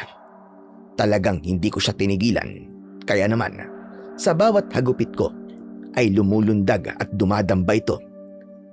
Sadyang ako ang punteriya ng kung sino mang may pakana ng mga panlilinlang na yon. Nais niya akong tapusin dahil sa takot ng aswang na hinagupit ko ng latigo ay naduwag ito at nagmamadaling umalis. Nang makaalis ang aswang ay siya namang paglitaw ng isa pang kabayo. Natitiyak kong si Silverio na ito, kaya ganun na lang ang tuwang naramdaman ko. Subalit bago pa ako nakalapit sa kanya ay nagpakita rin si Antonio na nakakubli lang pala. Ito ba ang kabayong hinahanap mo? Hampas lupang kutsero? Sandali lang. Bakit hawak mong kabayo ko, Antonio? Dahil alam kong ito ang magiging alas ko. Ano bang kailangan mo sa akin? Pakawalan mo si Silverio para makalapit siya sa akin. Ano ka, ungas? Bakit ko siya pakakawalan? Di ba sinabi ko, siya ang alas ko?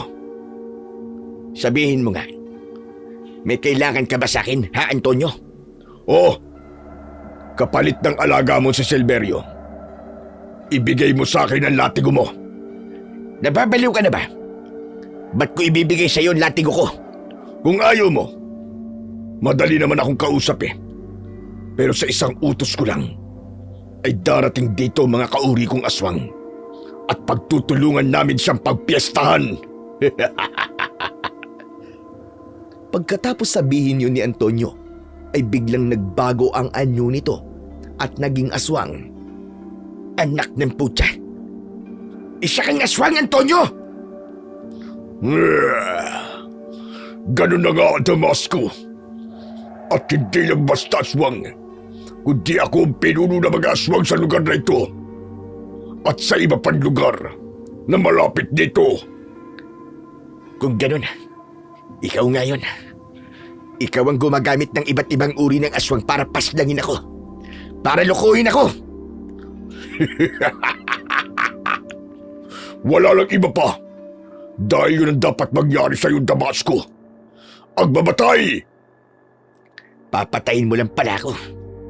Bakit ko pa isusuko sa'yo ang aking latigo? Kapalit ni Silverio. Kung di mo ibibigay ang latigo, sige na, hampas lupang kutsero. Magpaalam ka na sa iyong kabayong kamukha mo. Huwag mong sasaktan si Silverio! Takot kang saktan ko kabayo mo. Ayaw mo mawala siya. Dahil hindi lang siya basta kabayo sa akin. Hindi ko lang siya kaibigan, kundi pamilya ko na rin si Silverio. Wow! Nakakaiyak naman yan. Pero wala akong pakialam kahit na ano pa ang trato mo sa kabayong ito. Mas masarap pa rin siyang gawing pagkain ng mga kalahi ko. Bakit mo ba ginagawa ang lahat ng ito, Antonio? Ano bang atraso ko sa'yo, hayop ka? Tanga ka ba, Damasco? Huwag mong sabihin hindi mo pa rin alam. Dahil ba sa pagmamahalan namin nagbama mo? Yung bang dahilan? Dahil ayaw mong tantanan si Mama. Nagpupumilit kang pumasok sa buhay namin. Ngunit hindi naman pipwede yun. Hindi ka karapat-dapat sa mama ko. Mahal kong mama mo. Nagmamahalan kami ni Segunda. Gusto lang namin dugtungan ng pagmamahalan namin noon para maging masaya kami. Yun lang ang gusto naming dalawa. Yun na nga eh. Masyado mo na nauto ang mama ko. Pero ngayon nandito na rin tayo at magkaharap. Gagawin ko ang lahat para tapusin ka. Napagplanuhan ko na ang pagkikita natin ito at handang-handa na ako. Hindi ko na rin katatakutan pa ang latigo mong umaapoy. Ikinagulat ko ang muling pagbabago ni Antonio. Mas naging nakakatakot siyang aswang. Yun yata ang iba pang kakayahan ng pinuno ng aswang. May kakayahan silang magpalit ng anyo ng 2 beses. Handa na siyang umatake sa akin. Hinagilap ko naman ang latigo na nasa bewang ko bilang proteksyon at sandata. Subalit, bago pa siya nakalapit at atakihin ako, ay biglang dumating ang mama niya na si Segunda. Wag na wag mo siyang sasaktan, Antonio! Segunda, pabayaan mo siya. Huwag ka na makialam dito. Umalis ka na rito, mama. Pabayaan mo ko. Wala kang gagawin sa kanya, Antonio. Hindi mo sasaktan si Damasco! Hindi lang basta pinigilan ni Segunda ang anak niya, kundi humarang pa siya sa aking harapan para hadlangan ang anumang pinaplano ni Antonio. Ano bang ginagawa mo, mama? Huwag kang humarang. Umalis ka riyan para matikman ang kutserong yan ang ganti ko dahil sa mga ginawa niya sa mga kalahi ko. Antonio, sinabi ko naman sa'yo, hindi mo maaaring saktan si Damasco. Kung papatayin mo siya, isama mo na rin ako. 2 mo na lang kaming patayin! Nahihibang ka na ba, mama? Bakit kailangan ipagtanggol mo siya? Dahil mahal ko siya. Hindi mo ba yung kayang maintindihan? Isang kabaliwan ang pagmamahal mo sa kanya. Hindi ka ba nahihiya sa akin? Para bang mas pinapahalagan mo pa ang pagmamahal mo sa taong yan kumpara sa mga alaala at pagmamahal sa'yo ni Papa? Wala ka kasing alam, Antonio. Hindi mo nalalaman ang totoo. Ang lahat ng pinagdaanan ko. Ang lahat ng mga pasakit at pagtitiis ko. Ano ba sinasabi mo, Mama? Bakit? Hindi ka ba naging masaya kay Papa? Oo. Hindi ako kailanman naging masaya sa Papa Gustavo mo. Yon ang katotohanan, Antonio. Yon ang masakit na katotohanan. Ano? Pero matagal kayo nagsama. Tama ka. Pero sa bawat araw na lumilipas kasama siya, ay puno yun ng pagtitiis. Puno ng takot. At nanatili lang ako dahil yun sa'yo. Dahil ayoko na may masamang mangyari sa'yo, Antonio. Lalo na nung bata ka pa. Hindi ko kayo naiintindihan. Kasabay ng pagsasagutan ng mag-ina, ay kumalma na rin si Antonio. Bumalik siya sa kanyang dating anyong tao. Antonio, nakikiusap ako sa iyo, anak. Hayaan mo na lang ako maging masaya sa taong totoong mahal ko. At sinabas ko yon. Para mo na rin sinabi na hindi mo minahal si Papa. Alam kong masasaktan ka, anak. Pero, yun ang katotohanan. Hindi ko nagawang mahalin ang Papa Gustavo mo dahil mahirap siyang mahalin. Kahit pa matagal na panahon kaming nagsama. Dusa ang bawat araw na kasama ko ang Papa mo. Sinasaktan niya ako at pinahihirapan. Lahat ng yon ay nakakubli sa iyo. Hindi mo yun alam, anak. Mahal niya ako pero malupit siya sa akin. Dahil sadista ang Papa mo. Mas masaya siyang nakikita kong nasasaktan at nasusugatan. Pinagtatangkaan rin niya akong patayin. Nagmagalit siya ng gusto sa akin. Pero nahadlangan ko yon. Dahil sa taglay kong medalyon. Hindi yan totoo, Mama. Sinisiraan mo lamang siya sa akin. Palibasa, Wala na siya para ipagtanggol ang sarili niya. Kaya mo nasasabi ang lahat ng yan. Walang dahilan para siraan ko siya sa'yo. Ang sinasabi ko sa'yo ay ang katotohanan na matagal ng panahon kong itinako. Sinasabi mo lang yan dahil ang gusto niyo ay maniwala ako. Para pumayag ako sa gusto mo na magsama na kayong dalawa ng kutserong yan. Anak, maniwala ka sa mga sinasabi ko sa'yo. Yun ang katotohanan. Sadyang matigas ang loob ni Antonio. Hindi niya kayang paniwalaan ang mga sinasabi ni Segunda. Ayaw niya rin pakinggan ang mga pakiusap ng kanyang ina. Kundi, higit niyang pinaiiral ay ang matinding galit sa akin, lalo na't hindi niya matanggap na ako ang nais ipalit ni Segunda sa papa niya. Minsan pa'y nagbago uli ang anyo ni Antonio. Naging nakakatakot na pinunong aswang ito. Lumikha siya ng tunog at saglit lang ay may mga aswang na dumating at pumaikot yun sa amin. Anong gagawin mo, Antonio? Ba't tumawag ka ng mga aswang na kampon mo? Para tiyakin ang magiging katapusan ng kutserong yan. Binalaan na kita, Antonio. Huwag mong papakialaman si Damasco. Huwag ka mag-alala, Segunda. Maraming ulit na akong nakasagupa ng mga aswang. Alam kong kakayanin ko ang mga aswang na narito ngayon. Ang taglay kong agimat at ang kapangyarihan ng latigong umaapoy ang magiging kakampi ko. Mga kampon ko, pigilan niyo si Mama upang hindi siya makialam.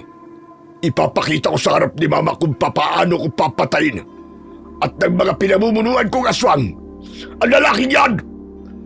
Agad na sumunod kay Antonio ang mga aswang na inutusan. Hinawakan nila at pinigilan si Segunda upang hindi ako makialam. Gawin mo ang lahat, Damasco! Alam kong kaya mong harapin ang mga aswang na yan! Labanan mo sila! Agad na umatake sa akin ang mga aswang na inutusan ni Antonio. Gamit nila ang kanilang matutulis na kuko at matatalas na pangil. Handa na talaga sila na patayin ako. Subalit, handa akong makipagsabayan sa kanila gamit ang aking latigo. Halos magkakasunod na umatake sa akin ang mga aswang. Bago pa sila nakalapit, ay muli kong sinambit ang kataga upang magkaroon ng apoy at maglagablab ang aking latigo. At agad namang yung nangyari. Hinagupit ko muna sa ere ang latigo, kasabay ang pagwasiwas upang lalong maglagablab ang apoy nito. Kitang-kita ko kung paano mag-atubili ang mga aswang sa paglapit sa akin. Pero kahit natatakot sila, ay hindi sila maaaring umurong dahil naroon ang kanilang pinuno. Dapat nilang maipakita kay Antonio ang kanilang katapangan, kaya patuloy lang silang sumugod sa akin. Samantala, hindi kinayang panoorin ni Segunda ang tunggali ang nagaganap, kaya nawalan siya ng malay. Samantala, umikot-ikot ako habang hawak ang latigo, kaya nagagawa kong hagupitin at tamaan ang mga aswang. Umaangil ang bawat tamaan nito, gumugulong sa lupa habang nag-aapoy ang kanilang katawan. Maging ang aswang na humawak kay Segunda ay sumugod na rin sa akin. Subalit sila man ay naglagablab nang mahagupit ko ng hawak kong latigong apoy. Kaya kitang-kita ni Antonio kung paano ko isa-isang natatalo ang aswang na kanyang mga alagad. Hindi niya matanggap ang sinapit ng mga ito. Dahil sa naging kabiguan ng mga aswang na inutusan ni Antonio, ay kailangan niyang ipagiganti ang mga ito. Kaya naman, siya na ang nagngangalit na lumapit sa akin. Hindi ko hahayaang manatiling talunan ng mga kampon ko. Ipaghihiganti ko sila. Ako ang tatapos sa kayabangan mo, Damasco! Huwag kang puro salita, Antonio. Kailangan siguro mangyari ito na mawala ang isa sa atin. Pero tinitiyak ko na ikaw yun, hayop ka. Masyado kang hambog, matandang kutsero. Anong akala mo sa akin? Isang paslit na basta mo makakaya at magiging iyakin? Patunayan mo na malakas ka nga at kakayanin ang aking latigong umapoy. Bago pa ako matapos sa sasabihin ko, ay agad na sumugod sa akin si Antonio. Umaatungal ito at puno ng galit sa ginawa niyang pag-atake sa akin. Subalit mabilis akong nakaiwas kaya hindi ako tinamaan ng kanyang matutulis na kuko. Inilabas niya ang kanyang pangil upang yun naman ang gamitin. Subalit nagawa ko siyang hagupitin ng aking latigo. Ginamit naman niya ang kanyang kamao upang patikimin ako ng malakas na suntok. Tumama yun sa akin at halos tumilapon ako. Mahinang nilalang! Suntok ko lang! Wala ka nang nagawa! Hindi ko inaasahan ang sunod na gagawin nito. Itinikom niya ang kanyang bibig na tila ba may ibig mangyari. Agad kong naisip nun ang aswang na mutog na bumuga sa akin ng kanyang laway na naging dahilan ng panghihina ko dahil sa lasong taglay. Hindi ako dapat mabugahan ng inipon niyang laway kaya hinagupit ko siya sa kanyang leeg. Tinamaan yun at nag-iwan ng sugat. Kaya naman, naibuga nito ang iniipong laway subalit hindi sa akin kundi sa lupa. Nakita ko ang malakas na paglundag ng aswang na si Antonio at nakaamba ang kanyang paa patungo sa akin. Mabilis ang mga pangyayari at minsan pa ay tinamaan ako. Malakas ang pagkakasipa sa akin kaya tumilapon ako. Sa lakas ng tadyak ay nabitiwan ko ang aking hawak na latigo. Anak ng putya, napahiwalay sa akin ang latigo ko. Kailangan makuha ko yun. Pero malayo sa akin. Wala ka nang magagawa ngayon, matandang kutsero. Bilang na ang mga oras mo, matitigil na ang pangingila mo at matitigil ka na rin sa kabaliwan mo sa mama ko. Hinawakan ako sa leeg ng aswang at iniangat. Nahirapan akong huminga. Yun na marahil ang aking magiging katapusan. Subalit nagkamalay bigla si Segunda at nagmamadaling lumapit kay Antonio. Kinuha nito ang medalyon sa kanyang leeg at idinikit sa katawan ng anak. Pumalahaw ang aswang na si Antonio. Labis itong nasaktan sa ginawa ng kanyang ina. Kaya nabitiwan ako ni Antonio at bumagsak ako sa lupa. Samantala, sinamantala ko naman ang pagkakataong yun para makuha ang aking latigo. Sabi ko naman sa'yo, wala kang masamang gagawin sa kanya, Antonio! Tama na kaibangan niyo, Mama. Walang silbi ang kutserong ito. Wala kang magandang mapapala sa kanya. Kaya dapat siyang mamatay. Magagawa mo siyang patayin? Oo! Dahil malaki ang atraso niya sa akin. Maging sa mga kauri kong aswang. Sige, gawin mo. Gawin mo! Patayin mo ang iyong sariling ama. Ang iyong sariling dugot naman. Nakita kong natigilan si Antonio sa sinabi ni Segunda. Subalit higit ako dahil noon ko lang yun narinig sa kanya. Dahil kahit minsan ay walang nabanggit sa akin si Segunda tungkol kay Antonio. Anong kalokohan na sinasabi mo, Mama? Hindi ko ama ang hampas lupang yan. Yun ang katotohanan, Antonio. Ayoko sanang ipaalam pa ang lihim na ito. Pero kung hindi mo titigilan si Damasco at hahangarin mo pa rin patayin siya, tama lamang na sabihin ko sa iyo ang totoo. Hindi ako naniniwala sa sinasabi mo. Hindi siya ang ama ko. Si Gustavo ang tunay kong ama.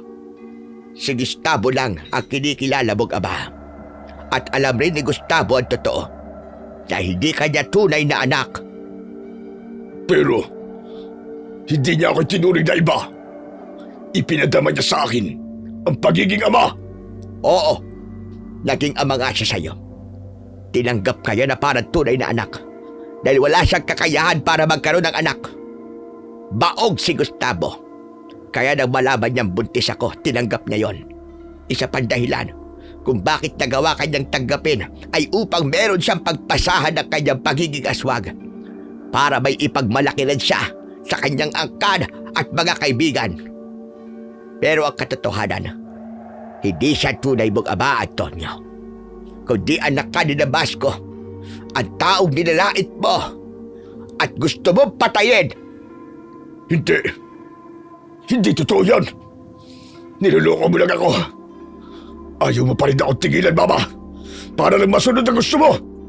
Ang magkasama kayo ng Damasco yan! Talagang matigas ang puso mo, Antonio. Ayaw mo pa rin akong paniwalaan. Sadyang pinatigas na ng mga turo sa'yo ni Gustavo ang kalooban mo at dahil na rin sa pagpasa niya sa'yo ng kanyang pagiging masamang nilalang. Ang pagiging pinunong aswang. Hindi ko alam kung ano ba ang dapat kong maramdaman ng mga sandaling yon. Alam kong hindi nagsisinungaling si Segunda. Hindi siya nag-iimbento ng kwento para lang magbago ang isip ni Antonio. Anak ko si Antonio. Kaya lamang, hindi pa rin siya naniniwala sa lahat ng ipinagtapat ng kanyang ina. Kaya tama na, Antonio. Kung ano man ang binabalak mo kay Damasco ay huwag mo nang ituloy. Narinig mo na mga sinabi ko. At yun ang katotohanan. Hindi ako makapaniwala, Mama. Gawa-gawa mo lang yan para lokohin ako. Dahil ang gusto mo ay pabayaan kita sa kaibangan mo at tuluyan ang baliwalain ng mga alaala ng Papa Gustavo ko. Pasensya na, Mama. Hindi ko matatanggapan lahat ng sinabi mo. Itutuloy mo pa rin. Napaslangin si Damasco. Oo! Dahil yun ang magpapasaya sa akin. Bago pa ako nakakilos, ay umatake na sa akin si Antonio. Lalong nagniningas ang mga mata niya sa galit. Ako naman ay hindi ko alam kung ano ang aking gagawin. Tumagos sa puso ko ang lahat ng sinabi ni Segunda at pinaniwalaan ko yun. Anak ko si Antonio at yun ang katotohanan. Kaya lamang, galit na galit ng sandaling yun si Antonio at sinugod ako. Hindi ko siya kayang labanan. Hindi ko kayang saktan ang sarili kong anak. Pero para kay Antonio, ako ay kaaway na dapat niyang patayin. Isang malakas na suntok ang pinatama niya sa aking dibdib. Tumigil ka, Antonio! Huwag mong patayin ang tatay mo! Hindi yung pinakinggan ni Antonio. Ang tanging ginawa ko ay tanggapin ang pananakit niya. Subalit ang ginagawa ni Antonio ay nagpapahirap ng kalooban ni Segunda. Kaya nagulat ako sa sunod na ginawa ni Segunda. Hinagilap niya ang latigong apoy at ginamit niya yon para hagupitin si Antonio. Paulit-ulit niyang ginawa yon. Umaangil si Antonio dahil sa nararanasang matinding sakit. Anong ginagawa mo, Segunda? Tama na yan! Huwag mong saktan si Antonio! Anak mo siya! Anak natin siya! Hindi, Damasco. Sadyang nagdilim na ang isip niya. Dahil yun sa pagpasa ni Gustavo ng pagiging masamang aswang. Alipin na ng kasamaan ang utak at puso niya. At hindi na yung magbabago pa kailanman. Anong binabalak mo ngayon, Segunda? Mahal ko ang anak ko, Damasco. Pero hindi ko na rin kayang makita siya na pumapatay at ipinapahamak ang mga tao. At lalong hindi ko kayang makita na siya mismo ang papatay sa iyo. Kaya ako na lamang ang papatay sa kanya.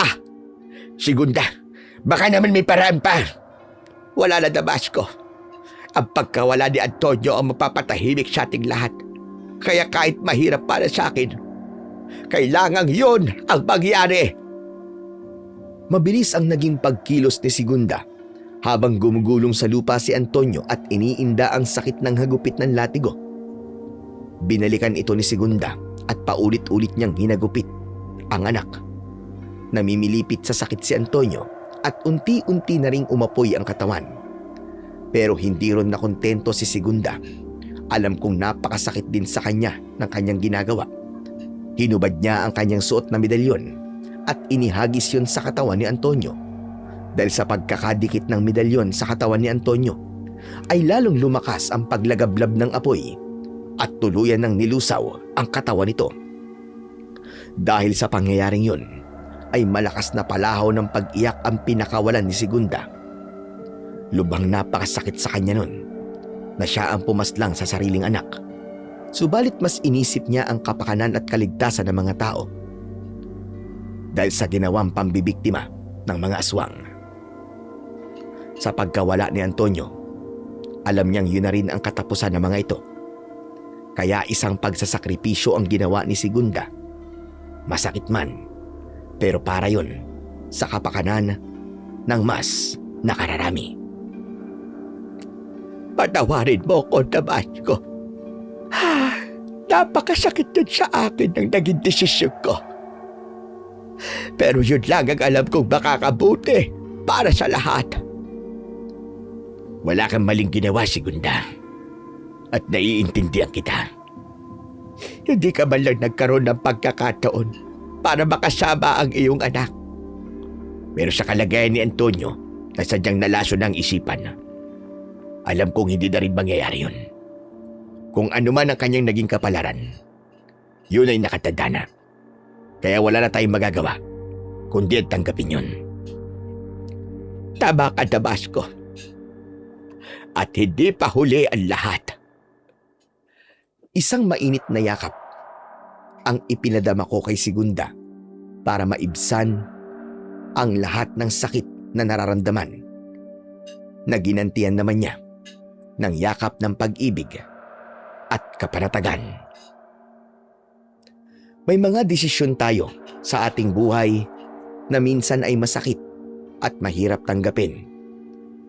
Subalit ito naman ang siyang makakabuti at sa kapakanan ng marami ay magagawa nating magsakripisyo para sa katahimikan at kapayapaan. Hanggang dito na lamang po ang aking kwento. At sana po ay marami po kayong natutunan na aral. Hanggang sa muli po na kwento ng kababalaghan.